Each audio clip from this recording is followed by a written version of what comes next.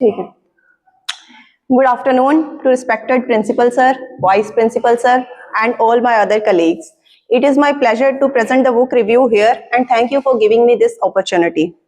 The book I am reviewing is Yoga, Master the Yogic Powers, written by Jack Peter. Okay. First of all, I want to give a brief description about yoga. ठीक है, yoga is a holistic discipline which connects mind, body and soul.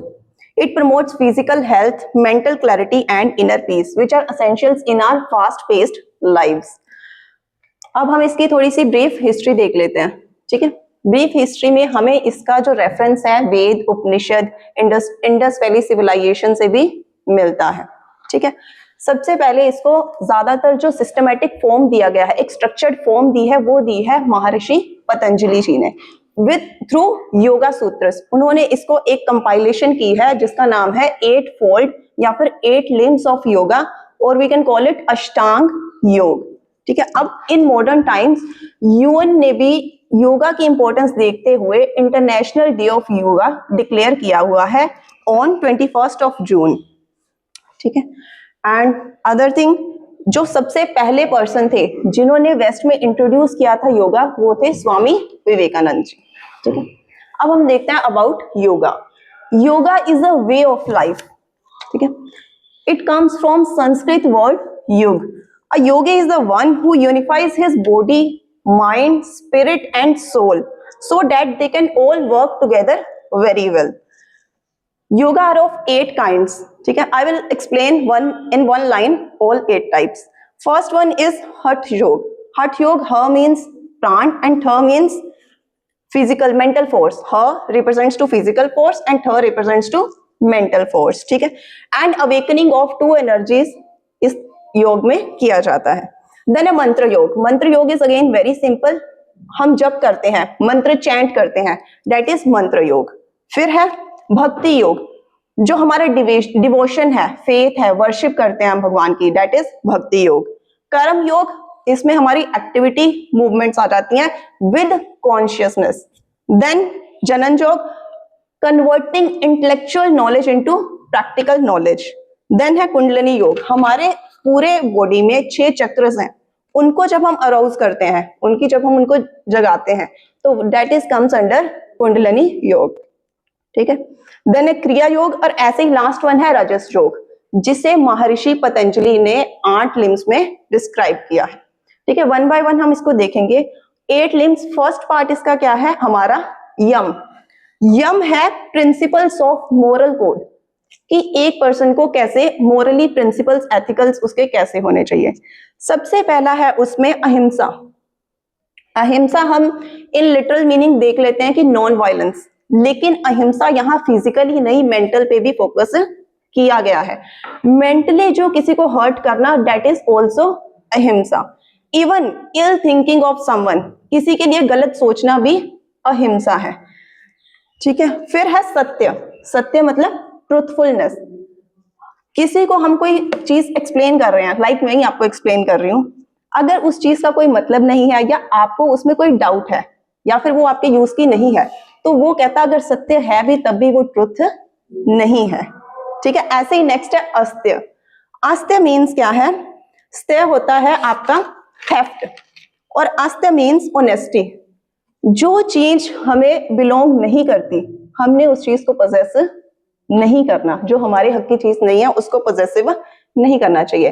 For example, बड़ी minor सी example है, हम कभी पैसे गिरे हुए देख लेते हैं, मान लो 500 का नोट ही देख लिया। अब हमारे अंदर एक गुड कंसाइंस होती है, एक बैड कंसाइंस। गुड कंसाइंस तो कहती है कि नहीं चलो नहीं उठाते, लेकिन फिर भी बैड कंसाइंस हमारे पे कभी हो जाती है हावी, फिर हम उठा लेते हैं। वो पैसे तो हमने उठा लिए, लेकिन उससे क्या होगा, एक तो हमारे हार्ट पे प्रेशर इंक्रीज हो गया, दूसरा जो हमारी माइंड की कामनेस थी वो चली गई। ठीक है, तो इसलिए कहता हमें क्या करना चाहिए, ऑनेस्टी से जीना चाहिए। देन है ब्रह्मचर्य। ब्रह्मचर्य कॉन्टिनेंस मतलब अपने डिजायर्स को इन लिमिट्स रखना है। हमने डिजायर्स को कंट्रोल करना है, डिजायर्स ने हमें कंट्रोल नहीं करना है। एंड लास्ट वन यम में जो है वो है अपारिग्रह, नॉन पोजेसिवनेस। कुछ भी चीज हमने ज्यादा से ज्यादा होर्डिंग नहीं करनी है। होर्ड करना इज नॉट गुड। जैसे हमें कभी कभी ऐसा होता है, पेट हमारा भर जाता है, सेटिस्फाई कर लेते हैं हम अपनी हंगर, लेकिन फिर भी टेस्ट के चलते हम क्या करते हैं, ओवर ईटिंग करते हैं, और उसका रिजल्ट क्या होता है, इंडाइजेशन, कॉन्स्टिपेशन, ये सब चीजें। तो उससे क्या हमारी बॉडी को अल्टीमेट हार्म होता है। ये था फर्स्ट फोल्ड उसका योगा का यम। ऐसे ही सेकंड है नियम। नियम हमारे है इनर और आउटर के लिए, ठीक है। इसमें हमारा सेल्फ डिसिप्लिन और प्योरिटी आ जाती है। सबसे पहला नियम में है शौच। शौच मतलब purity, inner and outer purity, ठीक है। प्योरिटी के बहुत सारे क्लेंसिंग प्रोसेस हैं, लाइक धोती, बस्ती, नेति, त्राटक। इसको हम लास्ट में वन लाइन में डिफाइन कर लेंगे। देन है संतोष, कंटेंटमेंट। संतोष मतलब जितना हमें मिला है उसमें हमने अपने आप का पीस देखना है। It is a state of mind. हमने आउटसाइड मैटर्स पे फोकस नहीं करना है। जो अपना है कंटेंटमेंट, ये क्या है, एक state of mind. One should learn to be happy in what one gets. Root cause क्या कहता है, हमारा जो हमारे पास सुकून नहीं है उसका रूट कोज क्या है, तृष्णा, थर्स्ट, ठीक है। और कहते हैं जब बंदा अपने आप में बिल्कुल पूरा कंटेंटमेंट है तो उसके सामने चाहे गॉड इंदर भी हो वो भी उसके लिए कुछ नहीं है एज कंपेरेटिव टू हिम। फिर तप, एंड्योरेंस। तप मतलब किसी फिजिकल या मेंटल पेन से आप होके गुजरोगे किसी गुड इंटेंशन के लिए। अब तप कहता 3 तरीके के इन्होंने बताए हुए हैं भगवत गीता में, सात्विक, राजस और तामसिक। सात्विक क्या होता है, आप कर्म कर रहे हो, कोई कुछ काम कर रहे हो विद फेथ, लेकिन आपको कोई फ्रूट की इच्छा नहीं है। फिर आ जाता है उसकी अगली स्टेज रजस। आप काम तो कर रहे हो लेकिन for some benefit like status या फेम, कुछ उसके लिए। एंड लास्ट वन इज तामसिक। तामसिक मतलब आप कुछ काम कर रहे हो लेकिन to create troubles for other, ठीक है। देन स्वाध्याय, सेल्फ स्टडी। इसमें आप 2 चीजें कर सकते हो, श्रवण एंड मनन। श्रवण मतलब लिसनिंग एंड मनन मतलब कंटेम्पलेशन, उसको धारण करना। And last one is Ishvara pranidhana. Ishvara pranidhana मतलब worship with complete faith to whatever God, ठीक है, जिसे भी आप मानते हैं उसके लिए। ये 2 कहता हम कर देते हैं कि योग आसन ही क्या है, योग है। लेकिन योग आसन योग का सिर्फ एक पार्ट है। उससे पहले आते हैं यम और नियम। जब तक आप यम और नियम को अपने नहीं धारण करते तब तक आप योग की 3rd स्टेज पे नहीं आ सकते। अब है योगासन, स्टेडी हो और कंफर्टेबल हो, जिसे हम कहते हैं स्थिर सुखम आसन। जो आसन है, योग आसन है, उसको बहुत स्टेडी, बिल्कुल धीरे धीरे किया जाता है। बॉडी रिलैक्स रहती है, माइंड रिलैक्स रहता है। एक्सरसाइज हमें स्ट्रेंथ देती है लेकिन योगा हमें स्टेमिना देता है। Capability to work for a long time increases. Exercise के बाद आपको रेस्ट की जरूरत होती है। अगर आप योगा सही तरीके से कर रहे हैं तो उसके बाद आपको रेस्ट की जरूरत नहीं है, ठीक है। और योगा एटलीस्ट अगर कोई पर्सन योगा कर रहा है तो उसको 30 to 45 मिनट्स के लिए करना चाहिए। अर्ली मॉर्निंग आवर्स बेस्ट है। अगर नहीं कर सकते इन आफ्टरनून भी कर सकते हैं, लेकिन 3.5 आवर्स आपने लिए होने चाहिए। मतलब कि सॉलिड फूड के बाद एटलीस्ट 3.5 आवर्स का गैप हो और 1 आवर का गैप हो आपका लिक्विड डाइट के बाद, ठीक है। इसके बाद योगा के डिफरेंट पोजीशंस हैं। आप स्टैंडिंग में योगा कर सकते हैं, कुछ सिटिंग पोजेस भी हैं, आपके सुपाइन पोजेस हैं जिसमें आप पीठ के बल लेट के कर सकते हो योगा। फिर प्रोन पोजेस हैं जिसमें उल्टे लेट के आप योगा कर सकते हैं। उनकी बहुत लंबी लिस्ट है, वो हम फिर किसी दिन करेंगे। ये हो गए हमारे 3 लिम्स। 4th लिम्ब इज प्राणायाम। प्राणायाम मतलब कंट्रोल ऑफ ब्रेथ। प्राण मतलब प्राणिक एनर्जी। हम सब में क्या है, प्राणिक एनर्जी है, ब्रेथ जो हम ले रहे हैं। बर्थ से लेके जब तक पर्सन की डेथ नहीं हो जाती तब तक कंटिन्यूस हम ब्रेथ ले रहे हैं, चाहे हम विद कॉन्शियस एफर्ट्स ले रहे हैं चाहे नहीं ले रहे हैं, ठीक है। तो प्राण मतलब ब्रेथ और आयम मतलब कंट्रोल। तो जो प्राण है इसमें हमारी बहुत सारी प्राणिक एनर्जीज होती हैं। इसमें क्या है, एक तो प्राण मतलब वो डाउनवर्ड फ्लोइंग है और अपान मतलब जो एनर्जी अपवर्ड फ्लोइंग है, ठीक है। अब क्वाइट ब्रीदिंग, इसमें पहला क्या है, quite breathing without any effort. अभी आप लोग अगर सांस पे ध्यान नहीं दोगे फिर भी आपकी नेचुरल ब्रीदिंग चल रही है, तो वो क्या है, क्वाइट ब्रीदिंग। फिर है डीप ब्रीदिंग। डेलिब्रेटली आप अपनी ब्रीदिंग को स्लो डाउन कर देते हैं, वो है डीप ब्रीदिंग। देन क्या है, फास्ट ब्रीदिंग। डेलिब्रेटली आप फास्ट ब्रीदिंग करते हैं। देन आता है इसमें त्रिबंध। ये कुछ तरह के बंध है, आपके जलंधर बंध है, मूल बंध है, उद्यान बंध है। इनसे जो कंट्रोल करेंगे आप अपनी ब्रेथ, उससे और भी बेनिफिट्स होंगे। फिर एक प्रोसीजर आता है नाड़ी शोधन। नाड़ी शुद्धि प्रोग्राम। आपने सबने सुना होगा, ऐसे करके हम प्रणव मुद्रा करते हैं, ये 2 फिंगर्स ऐसे रख के ऐसे करके, एक ऐसे करके, दोनों कैविटीज 1 बाय 1 हम ओपन कर सकते हैं। ठीक है, जब हम सांस लेते हैं, इनहेल करते हैं, उसे कहते हैं पूरक, और जब एक्सहेल करते हैं उसे कहते हैं रेचक। और बीच में एक होल्ड होता है, मिनिमल सा होल्ड हमारे इनहेलेशन और एक्सहेलेशन के बीच, उसे कहते हैं कुंभक। ठीक है, उसके बाद में एक उज्जयी, हम नॉर्मली थ्रोट से बोलते हैं, लेकिन जब हम उज्जयी प्राणायाम की प्रैक्टिस करते हैं तो एक फ्रिक्शन ऑफ एयर से एक साउंड प्रोड्यूस होती है, उसे कहते हैं Ujjayi pranayama. And then last one is Bhramari pranayama. शायद कुछ लोग अवेयर होंगे, भ्रामरी प्राणायाम सारे हम सेंसेस को अपने कंट्रोल करके, ईयर्स ऐसे रख के, उसमें क्या है, हमिंग बी की साउंड निकालते हैं। बाकी सारी चीजों से हम डिस्ट्रैक्ट हो जाते हैं, अपने अंदर को पूरा ऐसे खोखला ऐसे अंदर से एक्सपीरियंस करते हैं। ठीक है, ये हो गए हमारे 4 लिम्स। 5th इज प्रत्याहार। प्रत्याहार मतलब विड्रॉल ऑफ सेंसेस। अब जो हमने पहले 4 पढ़े वो है एक्सटर्नल प्रैक्टिस, और जो नेक्स्ट 3 है आपकी धारण, ध्यान और समाधि, वो तीनों है डीप कंसंट्रेट करना, माइंड को आपने बाहर से हटा देना, एक टारगेट की तरफ आपने, टारगेट चाहे आपका ओम है उसकी तरफ से आपने फोकस देना है। ठीक है, तो जो प्रत्याहार है वो एक्सटर्नल और इंटरनल दोनों के बीच एक ब्रिज की तरह काम करता है, आपके माइंड को मेंटल डिसिप्लिन करता है, मेडिटेशन के लिए एक फाउंडेशन है वो, आप मास्टरी करते हो ओवर डिजायर्स एंड क्रेविंग्स में इसमें। ठीक है, देन जो लास्ट के 3 हैं वो है आपके धारण, ध्यान और समाधि। धारण मतलब study of concentration in mind, जो आपका ऑक्युपाइड माइंड है जिसमें कुछ ना कुछ चलता रहता है, उसको क्या करना है, कम करना है। और ध्यान डीप कंसंट्रेशन, और लास्ट में समाधि जिसमें हम कहते हैं यूनियन ऑफ जीवात्मा टू परमात्मा। अब ये जो तीनों स्टेजेस हैं, ये इनको हम डिस्टिंग्विश नहीं कर सकते, इनके बीच में कोई भी डिवाइडिंग लाइन नहीं है, they are mixed into each other. ठीक है, ये सारे थे 8 पार्ट्स ऑफ योगा। और इसके बाद जो मैंने पहले लास्ट में कहा था कि क्लेंजिंग प्रोसेस हम एक एक लाइन में करेंगे, वो क्लेंजिंग प्रोसेस है अग्निसार धोती। उसमें क्या, हमारे स्टमक में फायर रहती है जो हमारा खाना डाइजेस्ट करती है। ठीक है, उसके लिए है।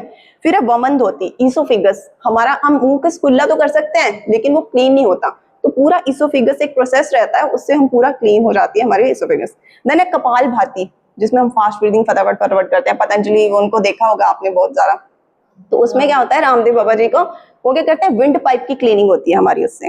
देन है जल नेति। जल नेति मतलब हमारा नेजल पाथ, एक तरफ से पानी इंसर्ट करना और दूसरी तरफ से पानी निकालना पूरा। And last one is Nasagra दृष्टि। नसाग्र दृष्टि मतलब त्राटक।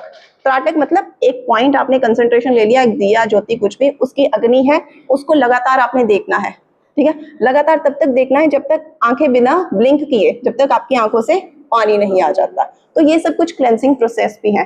तो ओवरऑल यही था कि योगा एक बहुत ही इंपॉर्टेंट डिसिप्लिन है, इसको यूएन ने भी डिक्लेयर किया है, इसके बहुत सारे बेनिफिट्स भी हैं, तो हम सबको योगा करना चाहिए। Thank you. जून ਨੂੰ ਜਿਹਦੇ ਚ ਆਲਮੋਸਟ ਸਭ ਨੇ ਪਾਰਟਿਸਿਪੇਟ ਵੀ ਕੀਤਾ ਸੀ, ਲੇਕਿਨ ਇਹ ਕਿਤਾਬ ਦੀ ਰਿਵਿਊ ਸੁਣਨ ਤੋਂ ਬਾਅਦ ਇਹ ਪਤਾ ਲੱਗਦਾ ਹੈ ਕਿ ਯੋਗਾ ਜਿਹੜਾ ਹੈ ਉਹ ਇਕੱਲਾ ਐਕਸਰਸਾਈਜ਼ ਨਹੀਂ ਹੈ। ਜੋ ਅਸੀਂ ਸਟੇਜ ਤੇ ਕੀਤਾ ਸੀ ਉਹ ਐਕਸਰਸਾਈਜ਼ ਸੀ, it's a way of life. ਉਹਦੇ 'ਚ ਸਿਰਫ ਫਿਜ਼ੀਕਲੀ ਆਪਣੇ ਆਪ ਨੂੰ ਫਿੱਟ ਨਹੀਂ ਕਰਨਾ, ਉਹ ਤਾਂ ਐਕਸਰਸਾਈਜ਼ ਕਰਕੇ ਤੁਸੀਂ ਜਿਮ 'ਚ ਜਾ ਕੇ ਵੀ ਕਰ ਲਓਗੇ, ਲੇਕਿਨ if the mind is not pure, ਜਿਹੜੇ ਥਾਟਸ ਤੁਹਾਡੇ ਨੇ ਉਹ ਪਿਓਰ ਨਹੀਂ ਹੈ, ਪਿਓਰਿਟੀ ਆਫ ਥਾਟਸ ਨਹੀਂ ਹੈ, ਉਹ ਵੀ ਕਈ ਐਕਸਰਸਾਈਜ਼ਸ ਜਦੋਂ ਤੁਸੀਂ ਅਪਲਾਈ ਕਰੋਗੇ with some good thoughts in mind ਔਰ ਪ੍ਰੋਪਰ ਮੈਥਡੋਲੋਜੀ ਨਾਲ ਫੋਲੋ ਕਰੋਗੇ, ਤੇ ਹੁਣ ਜਿਵੇਂ ਪ੍ਰਿਆ ਨੇ ਕਿਹਾ ਵੀ ਕਿਸੇ ਤਰ੍ਹਾਂ ਦੀ ਕੋਈ ਥਕਾਵਟ ਨਹੀਂ ਹੁੰਦੀ ਯੋਗਾ ਕਰਨ ਤੋਂ ਬਾਅਦ। ਉਹ ਇਸ ਕਰਕੇ ਨਹੀਂ ਹੁੰਦੀ ਕਿ ਹਰ ਐਕਸਰਸਾਈਜ਼ ਤੋਂ ਬਾਅਦ ਤੁਹਾਨੂੰ ਰਿਲੈਕਸ ਵੀ ਕਰਾਉਂਦੇ ਆ, ਕਹਿ ਦਿੰਦੇ ਆ ਨਾ ਕਿ ਵਿਸ਼ਰਾਮ, ਸਾਰੀ ਹੁਣ ਵਿਸ਼ਰਾਮ ਅਵਸਥਾ 'ਚ ਆ ਜਾਓ। ਸੋ ਜਦੋਂ ਤੁਸੀਂ ਵਿਸ਼ਰਾਮ ਅਵਸਥਾ 'ਚ ਆਉਂਦੇ ਹੋ, ਬਿਲਕੁਲ ਲੇਟ ਜਾਂਦੇ ਹੋ, ਬਾਡੀ ਨੂੰ ਬਿਲਕੁਲ ਢਿੱਲਾ ਛੱਡ ਦਿੰਦੇ ਹੋ, ਜਿਹਦੇ 'ਚ ਤੁਹਾਡੇ ਦਿਮਾਗ ਦੇ ਵਿੱਚ ਵੀ ਜਿਹੜੀਆਂ ਗੱਲਾਂ ਹੁੰਦੀਆਂ ਉਹ ਵੀ ਭੁੱਲ ਜਾਂਦੀਆਂ। ਇੱਕ ਤਰ੍ਹਾਂ ਨਾਲ ਤੁਸੀਂ ਦੁਨੀਆ ਤੋਂ ਆਪਣੇ ਆਪ ਨੂੰ ਕੱਟ ਕੇ ਦੂਸਰੀ ਦੁਨੀਆ 'ਚ ਪਹੁੰਚਣ ਦੀ ਕੋਸ਼ਿਸ਼ ਕਰਦੇ ਹੋ। ਫਿਰ ਦੂਸਰਾ ਯੋਗਾ ਇਹ ਵੀ ਨਹੀਂ ਹੈ ਵੀ ਸਵੇਰੇ ਤਾਂ 40 ਮਿੰਟ ਰੋਜ਼ ਯੋਗਾ ਕਰੋ, ਉਸ ਤੋਂ ਬਾਅਦ ਜੋ ਜੰਕ ਫੂਡ ਹੈ ਜਾਂ ਜੋ ਸਾਡੀਆਂ ਬੈਡ ਥਿੰਗਸ ਨੇ ਜਿਹੜਾ ਸਾਡੀ ਬਾਡੀ ਵਾਸਤੇ ਨਹੀਂ ਬਣੀਆਂ, ਫੋਰ ਐਗਜ਼ਾਮਪਲ ਨੌਨ ਵੈਜ ਤੁਸੀਂ ਖਾਂਦੇ ਹੋ, ਬਹੁਤ ਸਾਰੇ ਖਾਂਦੇ, ਮੈਂ ਵੀ ਪਹਿਲੇ ਖਾ ਲੈਂਦਾ ਸੀ ਲੇਕਿਨ ਹੁਣ ਬੰਦ ਕਰਤਾ। ਜਦੋਂ ਅਕਲ ਆ ਜਾਂਦੀ ਹੈ ਫਿਰ ਬੰਦਾ ਬੰਦ ਕਰ ਦਿੰਦਾ। ਜਿੰਨਾ ਚਿਰ ਨਹੀਂ ਆਉਂਦੀ ਉਹਨਾਂ ਚਿਰ ਬੇਅਕਲਾ ਖਾਈ ਜਾਂਦਾ। ਠੀਕ ਹੈ। ਸੋ ਇਹ ਜਿਹੜਾ ਨਾਨ ਵੈਜ ਹੈ ਬੇਸਿਕਲੀ ਹਿਊਮਨ ਬੀਇੰਗ ਵਾਸਤੇ ਤਾਂ ਬਣਿਆ ਨਹੀਂ ਹੈ। ਕਿਹਦੇ ਵਾਸਤੇ ਬਣਿਆ? ਜਾਨਵਰਾਂ ਵਾਸਤੇ ਬਣਿਆ ਨਾ।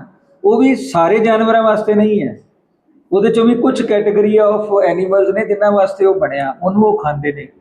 ਅੱਛਾ, ਤੁਸੀਂ ਨਾ ਕਦੀ ਨੋਟ ਕਰਿਆ ਜੇ ਫੋਰ ਐਗਜ਼ਾਮਪਲ ਤੁਹਾਡੇ ਘਰ 'ਚ ਜਿਹੜਾ ਡੌਗ ਰੱਖਿਆ ਹੋਇਆ ਤੁਸੀਂ, ਜਾਂ ਕਈ ਵਾਰੀ ਅੱਜ ਕੱਲ੍ਹ ਤਾਂ ਹੁਣ ਕੈਟਸ ਵੀ ਲੋਕੀ ਰੱਖਣ ਲੱਗ ਪਏ, ਨਾ ਵੀ ਰੱਖੋ ਇੱਕ ਅੱਧੀ ਆਪਣੇ ਆਪ ਹੀ ਆ ਜਾਂਦੀ ਹੈ, she is become very familiar to you.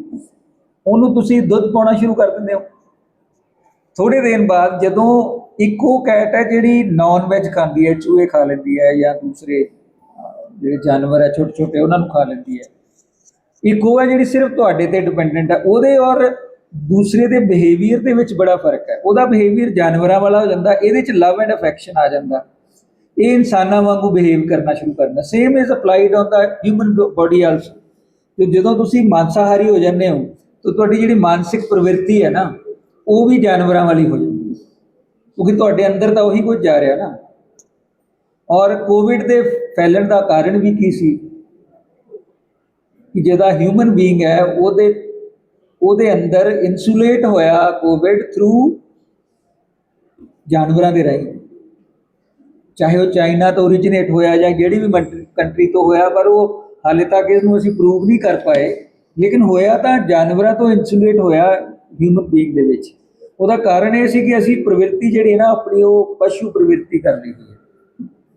Same is ਜਿਹੜਾ ਐਲਕੋਹਲ ਯੂਜ਼ ਹੈ, ਯੋਗ ਤਾਂ ਨਹੀਂ ਕਹਿੰਦਾ ਐਲਕੋਹਲ ਯੂਜ਼ ਕਰੋ, ਕਿਉਂਕਿ ਐਲਕੋਹਲ ਵੀ ਹਿਊਮਨ ਬੀਇੰਗ ਵਾਸਤੇ ਤਾਂ ਬਣੀ ਨਹੀਂ।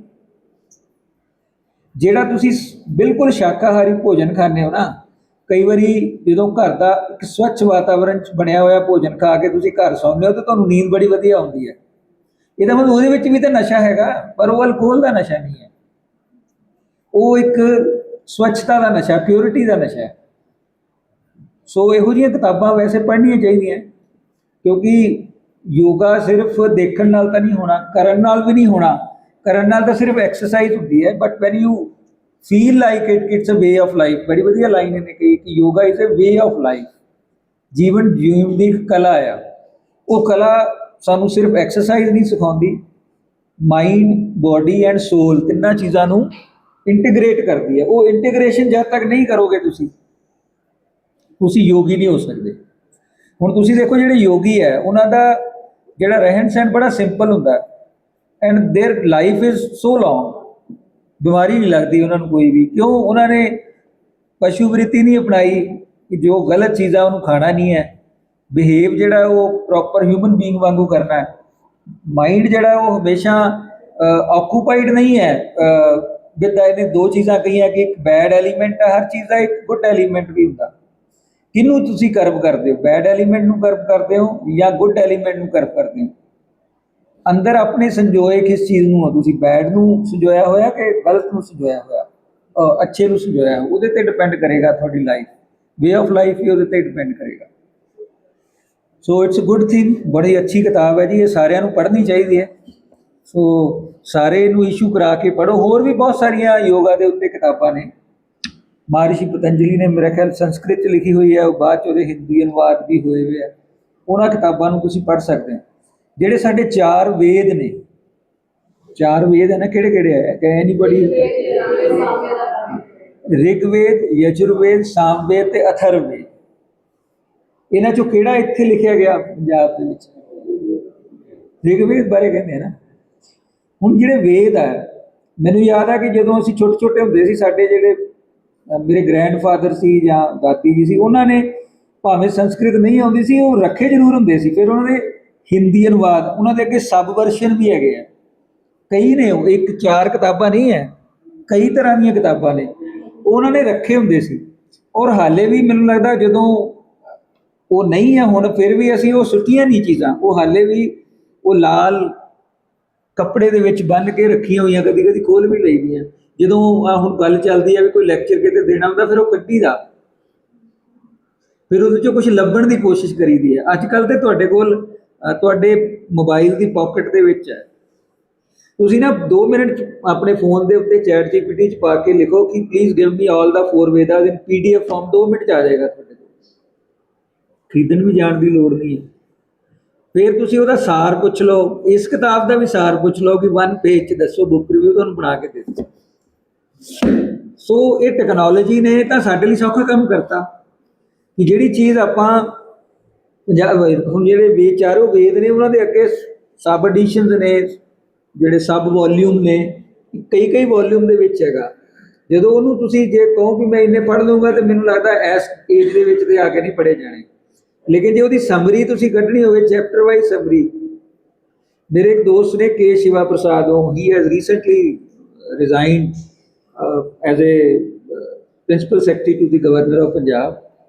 ਉਹ ਯੋਗਾ ਦੇ ਉੱਤੇ ਨਹੀਂ, ਗੀਤਾ ਦੇ ਉੱਤੇ ਲਿਖਦੇ ਆ, ਔਰ ਉਹ he is a man of science background ਨੂੰ ਬਿਲੋਂਗ ਕਰਦੇ ਆ, IAS ਹੈ। ਲੇਕਿਨ ਦੇਖੋ ਉਹਨਾਂ ਦਾ ਸ਼ੌਂਕ ਕਿੱਧਰ ਪੈਦਾ ਹੋ ਗਿਆ, ਸੰਸਕ੍ਰਿਤ। ਉਹ ਕਹਿੰਦੇ ਪਹਿਲਾਂ ਮੈਂ ਗੀਤਾ ਨੂੰ ਹਿੰਦੀ 'ਚ ਪੜ੍ਹਿਆ, ਫਿਰ ਉਸ ਤੋਂ ਬਾਅਦ ਮੈਂ ਸੰਸਕ੍ਰਿਤ ਸਿੱਖੀ।